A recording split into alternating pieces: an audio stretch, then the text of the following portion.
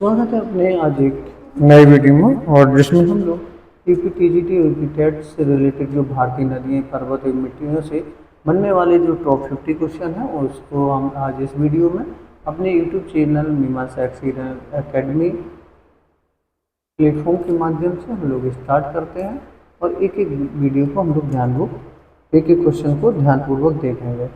आप लोग अगर चैनल पर नए हैं तो चैनल को सब्सक्राइब करते हुए बेल आइकन प्रेस करें और कमेंट भी करें।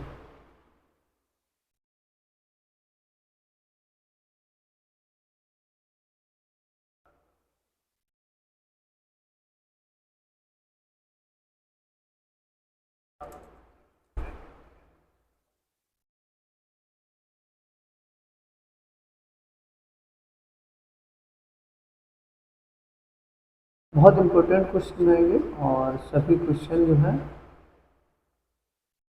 एग्जाम के लिए बहुत ही सहायक होंगे।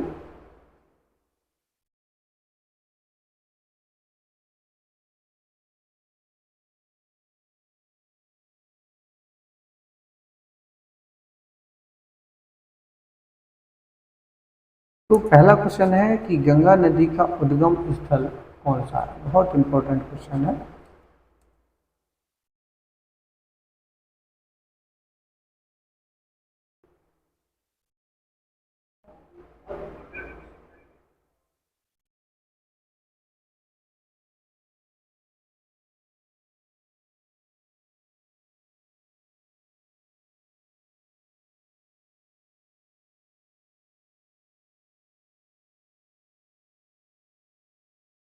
चलिए हम लोग एक एक क्वेश्चन को देखेंगे कि भारतीय नदियाँ यानी रिवर्स ऑफ इंडिया में गंगा नदी का उद्गम स्थल कौन सा है।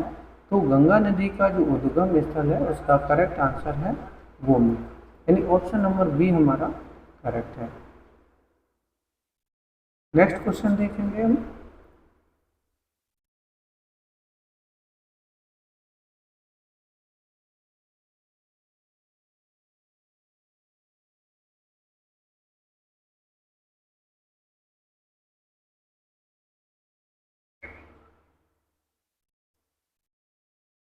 चलिए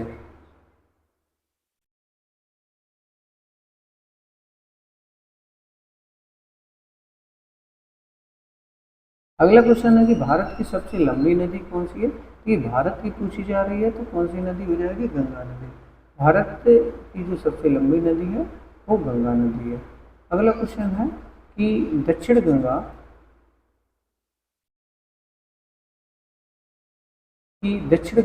किस नदी को कहा जाता है। देखिए दक्षिणी अगर गंगा की बात करी जाए तो वो गोदावरी नदी को जो है वो दक्षिण की गंगा नदी के नाम से जाना जाता है, गोदावरी नदी।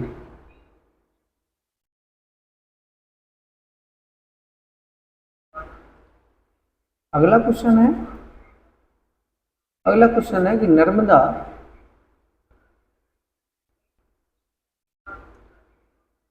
नर्मदा नदी किस सागर में गिरती है। देखिए नर्मदा नदी जो है वो किस सागर में गिरती है, तो वो अरब सागर में गिरती है। ऑप्शन नंबर बी हमारा करेक्ट है। देखते हैं यहाँ पे आंसर भी दिया हुआ है आपको, ऑप्शन नंबर बी करेक्ट है। अगला है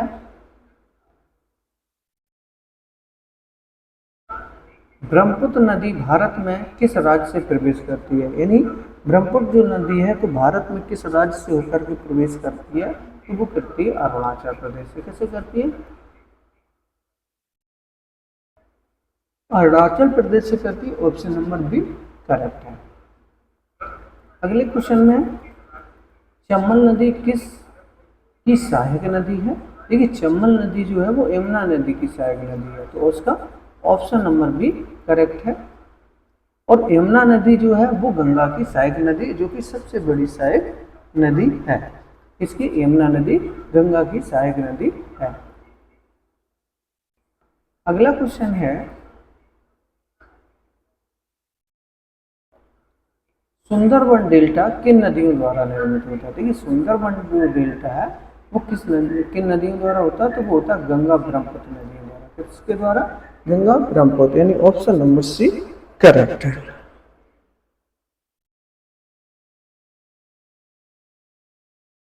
अगले क्वेश्चन की ओर बढ़ते हैं। भारत की सबसे अधिक जल वाली नदी कौन सी है? यानी भारत की सबसे अधिक जल वाली नदी कौन सी है? तो भारत की सबसे अधिक जल वाली जो नदी है वो है ब्रह्मपुत्र नदी। यानी सबसे अधिक जल किसमें पाया जाता है? तो वो ब्रह्मपुत्र नदी में पाया जाता है। ऑप्शन नंबर बी इसका करेक्ट। कौन सी नदी भ्रंश घाटी से होकर बहती है? बहुत इंपॉर्टेंट है। ये भ्रंश घाटी से जो होकर के बहती है तो वो नर्मदा नदी बहती है, जो कि पूर्व से पश्चिम की ओर उल्टी नदी बहती है।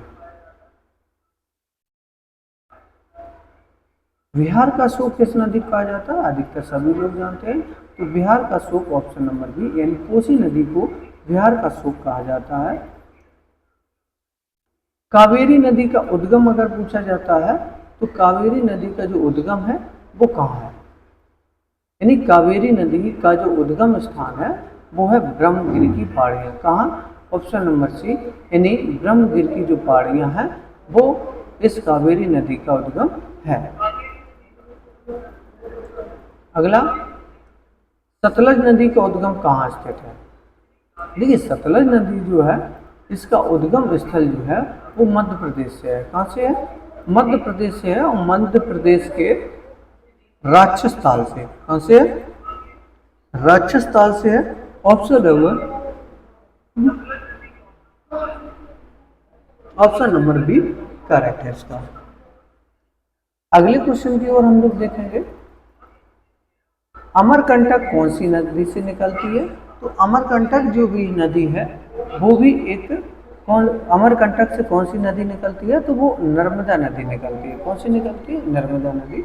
और ये मध्य प्रदेश की से होकर के निकलती है, यानी मध्य प्रदेश के अमरकंटक पर्वत से ये निकलती है। तो एक ऑप्शन नंबर सी इसका करेक्ट है। अगला है, भारत की सबसे बड़ी प्रायद्वीपीय नदी कौन सी है? तो भारत की सबसे बड़ी अगर प्रायद्वीपीय नदी की बात कही जाए तो वो उसका ऑप्शन नंबर सी करेक्ट है। यानी भारत की दक्षिणी या प्रायद्वीपीय नदी की अगर बात की जाए तो इसका ऑप्शन नंबर सी इसका करेक्ट है। अगला है, दामोदर नदी किसे कहा जाता है? तो जो दामोदर नदी है वो किसे कहा जाता है?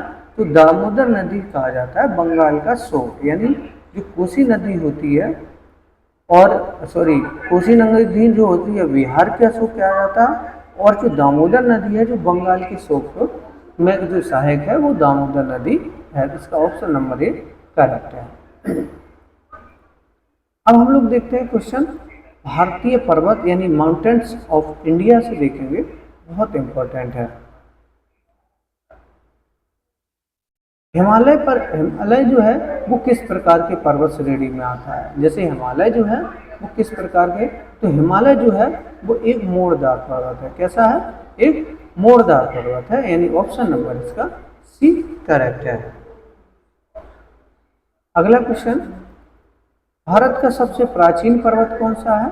तो भारत का सबसे अगर प्राचीन की बात की जाए यानी सबसे ओल्ड पर्वत तो वो है अरावली पर्वत। यानी जो अरावली पर्वत हैं यानी जो राजस्थान से दिल्ली की सीमा तक जुड़ी हुई हैं, जो कि सबसे लंबी हुई है और सबसे पुरानी है, जिस पर अभी कुछ हाल में ही कोई केस बना था सुप्रीम कोर्ट के अनुसार, जो कि पहाड़ियों से संबंधित था। तो उसमें अरावली पहाड़ियों के जो संबंधित था उसी से एक केस बना हुआ था। इसका ऑप्शन नंबर सी करेक्ट है। अरावली पर्वतमाला की सर्वोच्च चोटी कौन सी है? यानी अरावली पर्वत की जो सर्वोच्च चोटी है वो है गुरु शिखर। कौन है? गुरु शिखर, जो कि राजस्थान में सबसे ऊंची चोटी पाई जाती है, जो कि अरावली पर्वतमाला की है। पश्चिमी घाट का अगर सर्वोच्च शिखर की बात करें, पश्चिमी घाट का जो सर्वोच्च शिखर है तो वो है अनाईमुड़ी। क्या है? अनाईमुड़ी है। इसका ऑप्शन नंबर सी इसका करेक्ट है।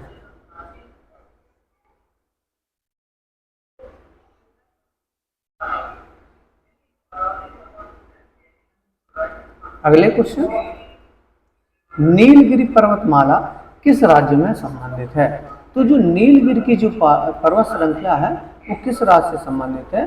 तो वो दक्षिण में तमिलनाडु से संबंधित है। किससे संबंधित है? तमिलनाडु से संबंधित है। ऑप्शन नंबर 20 का करेक्ट है। हिमालय की सबसे ऊंची चोटी की अगर बात की जाए तो हिमालय की जो सबसे ऊंची चोटी अगर जो है तो वो है एवरेस्ट, यानी जो माउंट एवरेस्ट है, जो कि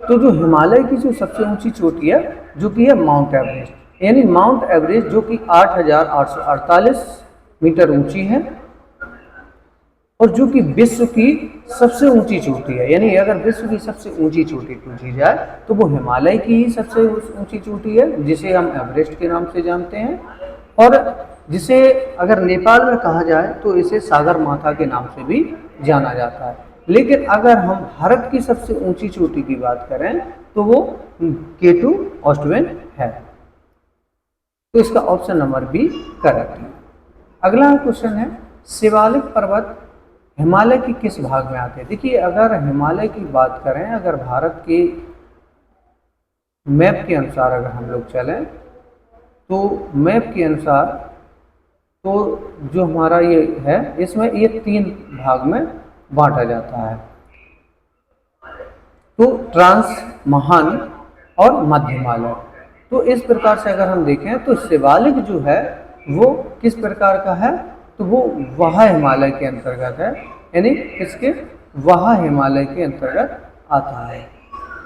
अगला क्वेश्चन, पीर पंजाल जो पर्वत श्रृंखला है वो कहाँ स्थित है? बहुत इंपॉर्टेंट है। तो जो पीर पंजाल है वो कहाँ स्थित है? जम्मू कश्मीर में स्थित है। यानी पीर पंजाल जो पर्वतमाला है तो वो जम्मू कश्मीर में स्थित है। ऑप्शन नंबर बी करेक्ट है। पूर्वी और पश्चिमी घाट कहाँ मिलते हैं? यानी पूर्वी और पश्चिमी जो घाट हैं वो कहाँ मिलते हैं? तो इसके बीच की जो जगह है वो है नीलगिरी की पहाड़ियाँ। कौन सी हैं? यानी नीलगिरी की जो पहाड़ियाँ हैं वो उनसे पूर्वी और पश्चिमी घाट मिलाता है। तो ऑप्शन नंबर इसका सी करेक्ट है।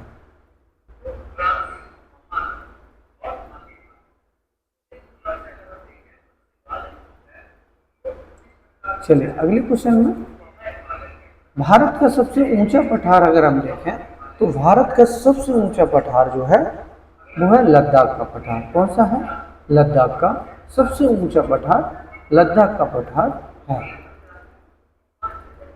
अगला क्वेश्चन है, सह्याद्री पर्वतमाला, यानी जो सह्याद्री पर्वतमाला है वो और किस नाम से हम जानते हैं? तो सह्याद्री जो पर्वतमाला है इसे हम एक पश्चिमी घाट के नाम से भी जानते हैं। इसका ऑप्शन नंबर बी करेक्ट है। इसे पश्चिमी घाट के नाम से भी जाना जाता है। बहुत फास्ट वीडियो में रहेगा, कोई आपसे बोरिंग वाला नहीं है, क्योंकि बहुत अच्छा वीडियो है और बहुत इम्पोर्टेंट क्वेश्चन है। विंध्य और सतपुड़ा के बीच कौन सी नदी बहती है? तो विंध्याचल और सतपुड़ा के जो बीच नदी बहती है तो वो बहती है नर्मदा नदी। कौन सी नदी बहती है? नर्मदा नदी बहती है। ऑप्शन नंबर सी करेक्ट है। कंचनजंगा पर्वत राज्यमाला, देखिए कंचनजंगा जो पर्वत है वो किस राज्य में है? तो कंचनजंगा जो है वो सिक्किम में है। कहाँ पर है? सिक्किम में है। इसका ऑप्शन नंबर सी करेक्ट है। कंचनजंगा जो है वो सिक्किम में स्थित है।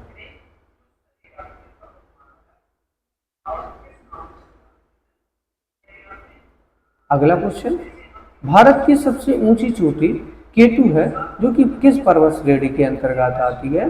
तो जो K2 है वो काराकोरम पर्वत श्रेणी के अंतर्गत आती है। इसका ऑप्शन नंबर बी करेक्ट है। यानी किसके अंतर्गत आती है?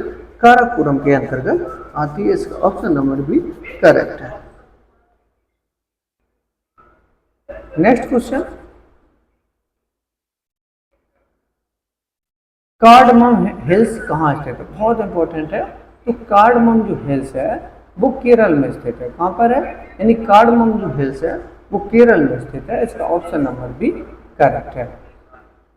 अब हम लोग पढ़ेंगे भारतीय मिट्टियाँ यानी इंडियन सोइल्स के बारे में पढ़ेंगे। जिसका पहला क्वेश्चन हमारा रहेगा इस प्रकार से, काली मिट्टी किस फसल के लिए उपयुक्त है? तो देखिए काली मिट्टी जो है जो मुख्यतः वो कपास के लिए उपयुक्त है, जो कि सबसे अधिक कहाँ पाया जाता है? महाराष्ट्र में पाया जाता है। इसका ऑप्शन नंबर सी करेक्ट है।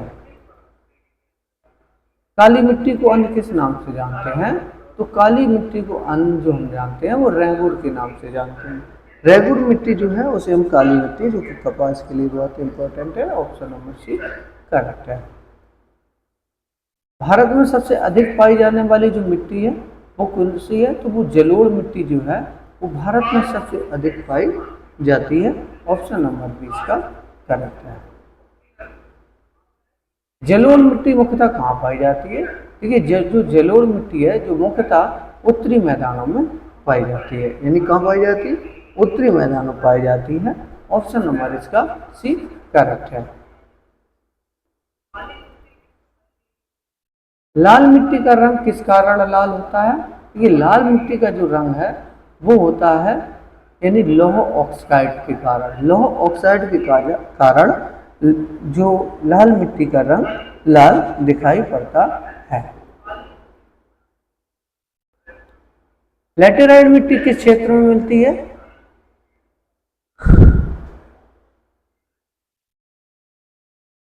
तो जो लैटेराइट मिट्टी है वो अधिक वर्षा वाले क्षेत्रों में मिलती है। कहाँ मिलती है?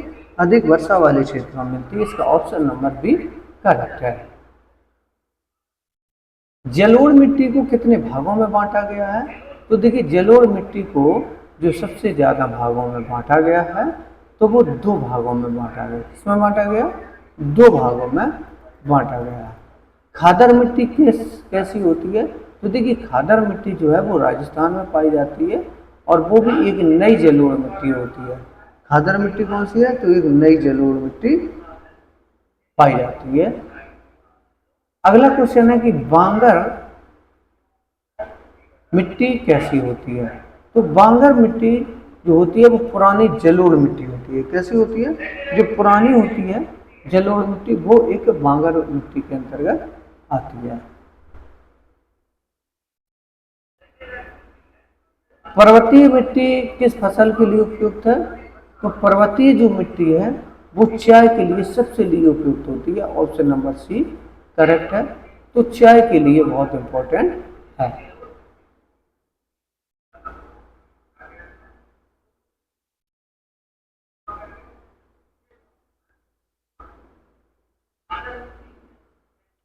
चलिए अगले क्वेश्चन की ओर हम 41 में देखेंगे। रेगिस्तानी मिट्टी भारत के किस राज्य में सबसे अधिक पाई जाती है? तो देखिए रेगिस्तानी जो मिट्टी है वो सीधा सा भारत के राजस्थान में सबसे ज्यादा हमें देखने को मिलती है। इसका ऑप्शन नंबर सी करेक्ट है। काली मिट्टी में कौन सा तत्व अधिक पाया जाता है?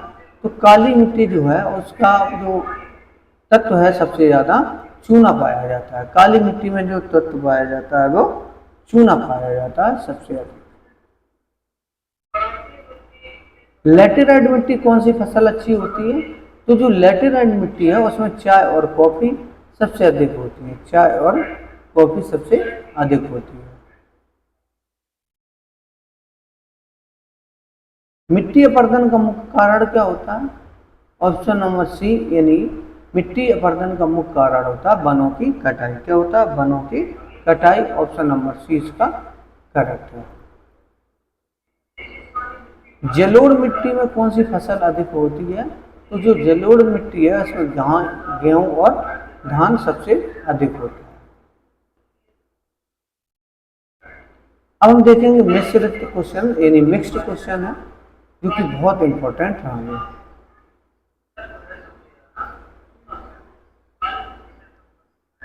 भारत की कौन सी नदी पश्चिम की ओर बहती है? तो देखिए पश्चिम की ओर जो बहने वाली नदी जैसे नर्मदा भी है। रेगुर मिट्टी का दूसरा नाम क्या है? जैसा कि अभी बताया था वो है जलोढ़ मिट्टी, ऑप्शन नंबर बी करेक्ट है। अगला क्वेश्चन, गुरु शिखर किस पर्वतमाला में स्थित है? तो जो है अरावली में। किसमें? अरावली, यानी ऑप्शन नंबर सी करेक्ट है।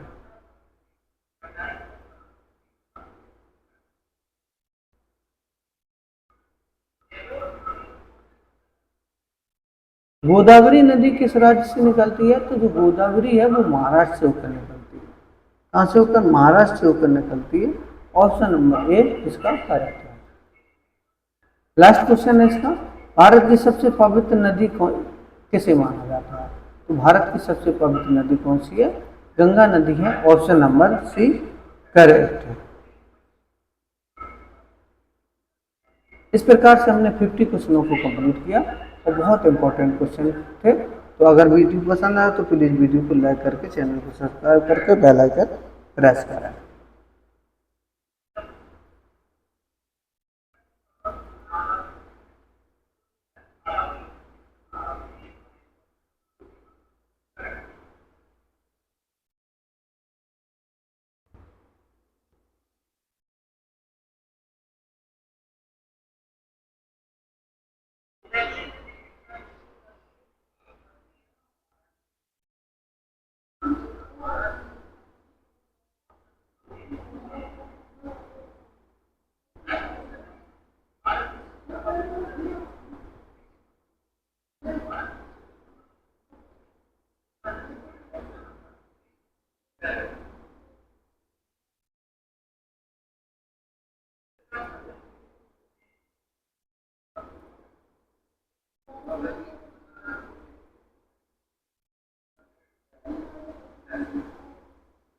चलिए अब हम वन लाइनर में कंप्लीट करेंगे पहले क्वेश्चन के साथ। पृथ्वी अपनी धुरी पर कितने समय में एक चक्कर लगाती है? तो वो 24 आवर्स लगाती है, यानी 24 घंटे में अपनी पूरी धुरी पूरी कर लेती है। पृथ्वी सूर्य के चारों ओर कितने समय परिक्रमा करती है? तो वो 365 दिन 6 घंटे में पूरी कर लेती है। अक्षांश की सबसे बड़ी रेखा कौन सी होती है? तो वो भूमध्य रेखा होती है। देशांतर की प्रमुख रेखा कौन सी होती है? तो वो ग्रीनविच रेखा होती है। पृथ्वी का सबसे बड़ा महासागर कौन सा है? तो वो प्रशांत महासागर है। विश्व का सबसे छोटा महासागर कौन सा है? तो वो आर्कटिक महासागर है। बहुत इंपॉर्टेंट है।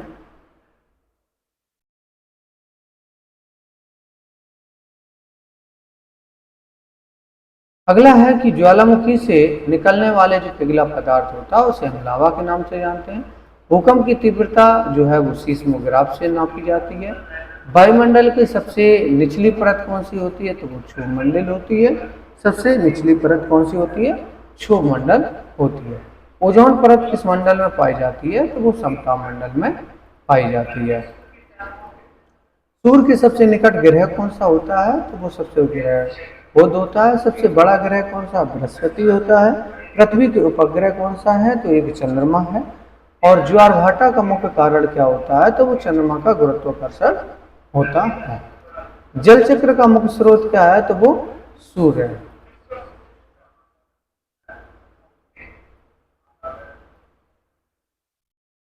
मानसून शब्द की उत्पत्ति किस भाषा से हुई है? तो वो अरबी भाषा से हुई है। और सबसे गर्म ग्रह कौन सा है? तो शुक्र है। पर्वत निर्माण की प्रक्रिया को क्या कहते हैं? तो ओरोजेनी कहते हैं। नदी द्वारा बनाए गए मैदान को हम क्या नाम से जानते हैं? तो उस मैदान को हम जलोढ़ मैदान के नाम से जानते हैं। विश्व की सबसे लंबी नदी कौन सी है? तो विश्व की सबसे लंबी नदी जो है वो कौन सी है? वो नील नदी है।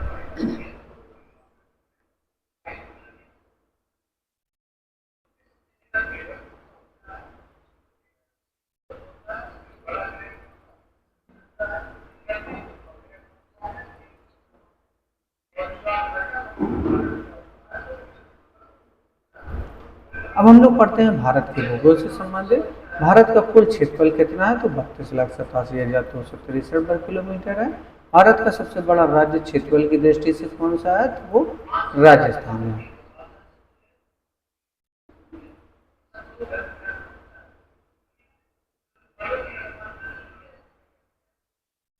अगला है भारत का सबसे छोटा राज्य कौन सा है? तो वो गोवा है।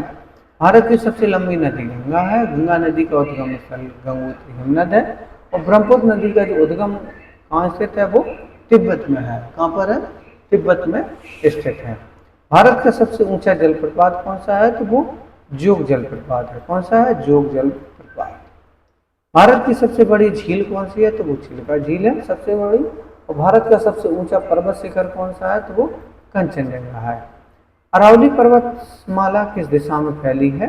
तो अरावली जो पर्वतमाला है वो दक्षिण पश्चिम से उत्तर पूर्व की ओर फैली हुई है। थार मरुस्थल किस राज्य में स्थित है? तो वो राजस्थान में स्थित है।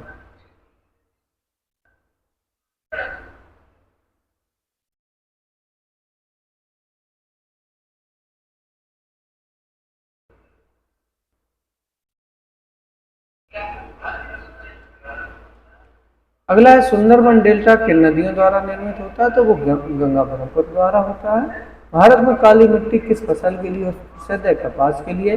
लाल मिट्टी में कौन सा तत्व अधिक पाया जाता है? तो वो लोहा पाया जाता है। भारत में सर्वाधिक वर्षा वाला कौन स्थान है? तो वो मौसम है।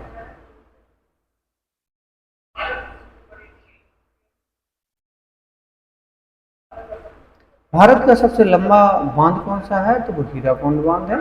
भारत का सबसे ऊंचा बांध कौन सा है? तो वो टिहरी बांध है। दक्षिण पठार किस प्रकार की चट्टानों से बना है? तो वो आग्नेय चट्टानों से बना है। भारत की सबसे बड़ी नहर परियोजना कौन सी? इंदिरा गांधी नहर। पश्चिमी घाट का दूसरा नाम क्या होता है? तो वो सह्याद्री के नाम से होता है। अब हम विश्व के भूगोल से संबंधित क्वेश्चन देखेंगे, जो कि विश्व का सबसे बड़ा महाद्वीप कौन सा है? तो वो एशिया महाद्वीप है। विश्व का सबसे छोटा महाद्वीप ऑस्ट्रेलिया है। सहारा मरुस्थल कहाँ स्थित है? तो वो अफ्रीका में स्थित है। विश्व की सबसे ऊंची पर्वत चोटी कौन सी है? तो माउंट एवरेस्ट है।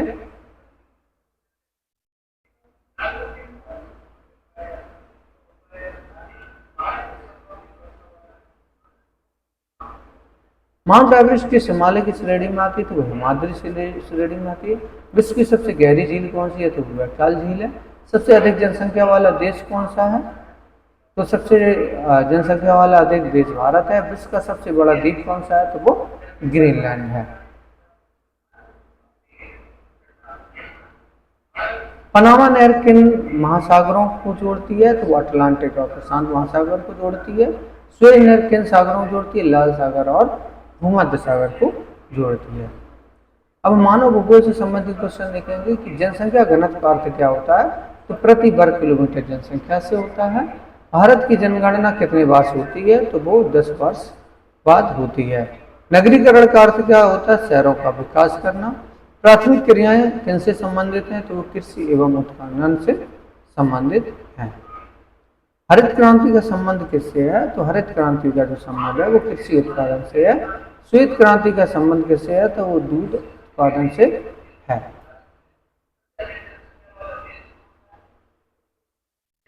नील क्रांति का संबंध किससे है? मत्स्य पालन से है। भारत में सबसे अधिक गेहूं उत्पादक राज्य कौन सा है? तो वो उत्तर प्रदेश है। भारत में चाय उत्पादन में अग्रणी राज्य कौन सा है? असम है। तो कॉफी उत्पादन में अग्रणी राज्य कौन सा है? तो वो कर्नाटक है। पर्यावरण एवं पारिस्थितिकी संबंधी देखेंगे कि पर्यावरण दिवस कब मनाया जाता है? 5 जून को मनाया जाता है। चिपको आंदोलन का संबंध किससे है? वन संरक्षण से है। ग्लोबल वार्मिंग का मुख्य कारण क्या होता है? वो ग्रीन हाउस गैसें होती हैं। अम्ल वर्षा किस की गैस से होती है? तो वो सल्फर डाइऑक्साइड से। जैव विविधता का अर्थ क्या होता है? जैव जीवों की विविधता। भारत का पहला राष्ट्रीय उद्यान कौन सा है? तो वो जिम कॉर्पोरेट राष्ट्रीय उद्यान है। प्रोजेक्ट टाइगर कब शुरू हुआ था? तो 1973 में हुआ था। ओजोन परत का क्षय किस से होता है? तो वो CFC से होता है। वन महोत्सव कब मनाया जाता है? तो वो जुलाई के प्रथम सप्ताह में मनाया जाता है। पर्यावरण संरक्षण अधिनियम कब पारित हुआ था? वो 1986 में हुआ था। इस प्रकार से हमने इन क्वेश्चनों को कंप्लीट किया। अगर वीडियो पसंद आए तो प्लीज़ वीडियो को लाइक करें और चैनल को सब्सक्राइब करके बेल आइकन प्रेस करें।